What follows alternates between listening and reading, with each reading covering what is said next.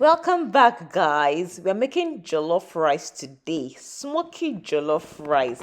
Don't go anywhere. Please watch till the end because I am very sure you would love this. So, if you are not aware, I did a pepper tomato video where I shared how I prepped all my peppers and tomatoes for the year. Kindly watch that video if you've not watched it already. And so, for these, I grilled only my shepherd peppers and my onions, and I think one habanero pepper.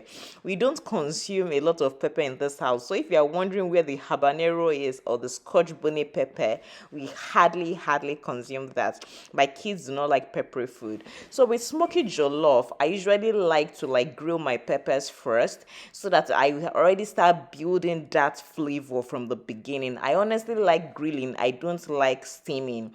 So I'm using my blender, and please note that I did not add any water.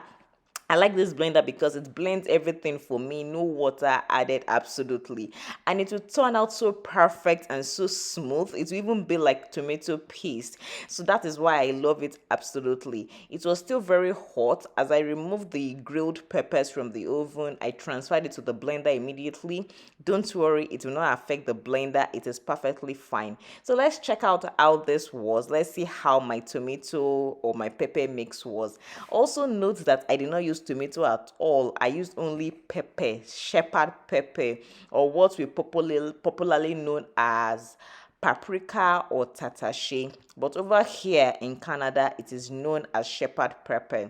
So I've started cooking my jollof rice now. I added some cooking oil, I added some onions.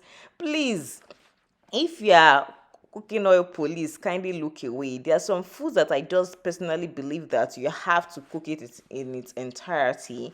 Something like jollof is not fit farm. It's not like you now take a lot of it. Moderation is key when you start eating that kind of thing. But I like building my flavors.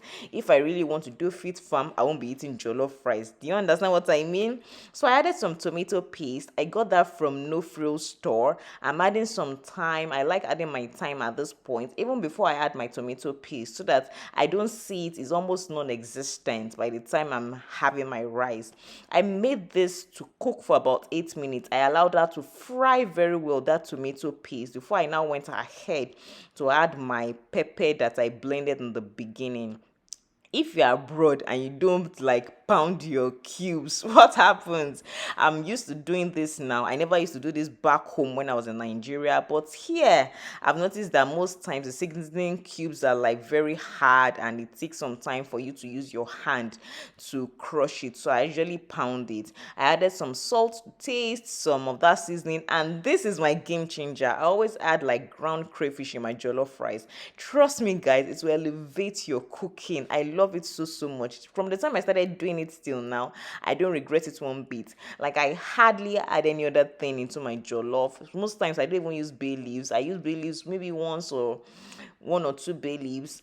But the game changer for me is my ground crayfish. Just try it. Trust me, it won't taste like as if it is native soup or native anything. It's always so tasty. People will just know that there's a distinctive taste to it, but they can't place it. So I've washed my rice and I've poured it in.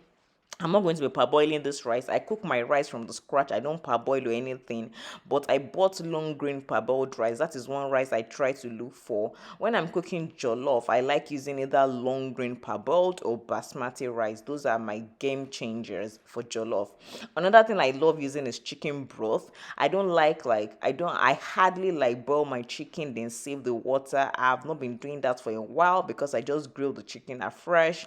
So what I usually buy is chicken broth, just like this one. I bought this one from Costco. It's the Kirkland brand, but there are many different brands that you can easily get in the market.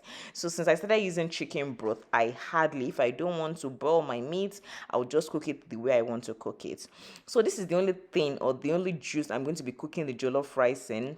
Depending on the quantity, I add more or less as the case might be. This pot is actually very big and large. Videos are not doing justice to how big it is. So I use the whole liter of that chicken broth, and I'm stirring it very well. It's like I'm anticipating it to brown because it's smoky jollof. So I'm using in my foil paper as well so that it can give me that smokiness. By the time I opened it, guys, it gave me what it was supposed to give me. I could As in the smoky, I'm so sorry, you won't perceive it from the screen, but it was already very smoky. At this point, it was like 70% cooked. I added some more onions and my butter. I love adding butter in my jollof. Like I said, there are some foods that are not so fit farm conscious, to be very honest. It's just like you taking puff puff and you want to do fit farm. How? Some of these things, you need a lot of moisture for it to soak it in properly. I love when my jollof rice has a lot of moisture and all that. I rather eat a little bit of it than taking a lot of it, but I like the jollof rice to bang. That is the thing for me. So the butter adds more moisture to it. I'm like covering it for another like 10 minutes for it to just simmer, and I'm just going to be using my wooden pestle to like just toss it back and forth gently. We don't want gummy jollof rice here, right?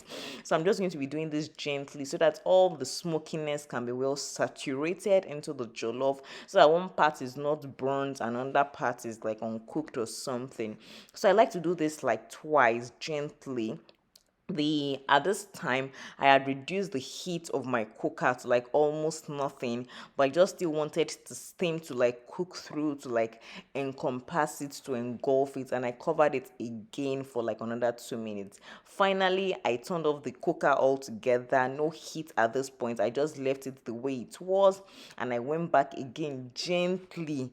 I do this like 2 or 3 times. It can be a miss or it can be a hit, so you just have to be very careful. Sometimes if I feel that the rice is like too soggy, I won't do this, but from the beginning what I do is that I don't give it a lot of water, so that I don't make that mistake. If you cook it with little water and you just allow the steam to cook it through, trust me, it won't be mashed up altogether. So our jollof is ready, and we have some peppered chicken as well. Let me just dish it for you. You can see how it is right now. I'll be dropping more recipes on this page if you don't mind. I wanted to mention something earlier on. Like I said, I did not use tomatoes at all. These days I only use those shepherd peppers, and I even made stew with it. I have another video that is coming up on how I use those peppers alone to make stew. Without tomatoes, I am fine. Trust me. With those peppers alone, we know it as paprika or tatashe in Africa, or let me just say Nigeria, or here. But here we know it as shepherd pepper.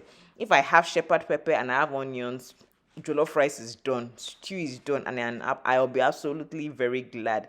Thank you so much. I hope you enjoyed this recipe. I enjoyed it so much. Like, I am in Canada, but I have a feel of back home. I am not missing anything concerning food. So if you want to have more recipes on this page, how you can like juggle things together, kindly subscribe, and I'll see you in my subsequent videos. Stay blessed. Bye.